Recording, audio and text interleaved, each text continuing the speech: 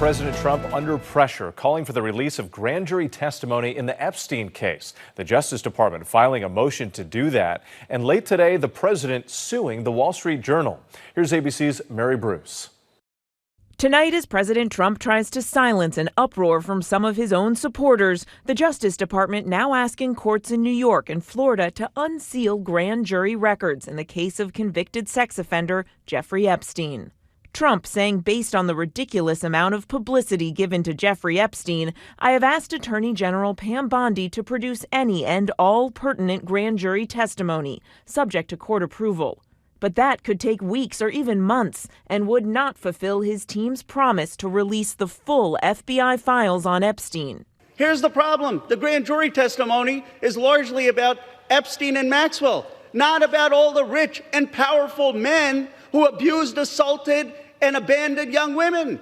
Those people are still being protected. Today, I asked the president why he isn't doing more. Mr. President, why haven't you ordered Pam Bondi to release the full files? The president's announcement came just hours after the Wall Street Journal reported that in 2003, he allegedly sent Epstein a letter the paper described as, quote, bawdy for Epstein's 50th birthday. ABC News has not been able to confirm the existence of the letter, but in an interview with the Journal, Trump denies he wrote it. And tonight, he filed a $10 billion lawsuit against the paper and its conservative owner, Rupert Murdoch. The president once had a friendly relationship with Epstein, socializing in New York and Palm Beach. In 2002, he told New York Magazine, I've known Jeff for 15 years. Terrific guy. He's a lot of fun to be with. It is even said that he likes beautiful women as much as I do, and many of them are on the younger side. No doubt about it, Jeffrey enjoys his social life. When Epstein was arrested in 2019, Trump said they'd had a falling out and hadn't spoken in 15 years. Some of Trump's top supporters, including his FBI director, Kash Patel, and Patel's number 2, Dan Bongino, have long promoted shadowy Epstein conspiracies. I don't trust any story they tell me about Jeffrey Epstein. There is a reason this client list is hidden. Earlier this year, Bondi said she had that list.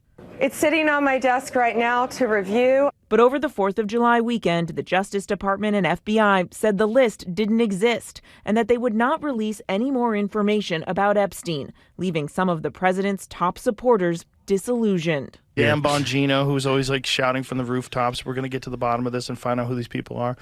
Everyone's saying, no, Epstein killed himself. No, nothing to see here. And it's like, okay, well, that's why people are cynical.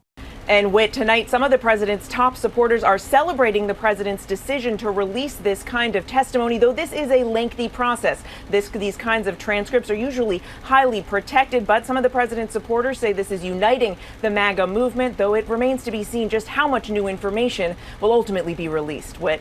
Mary Bruce at the White House tonight. Thank you.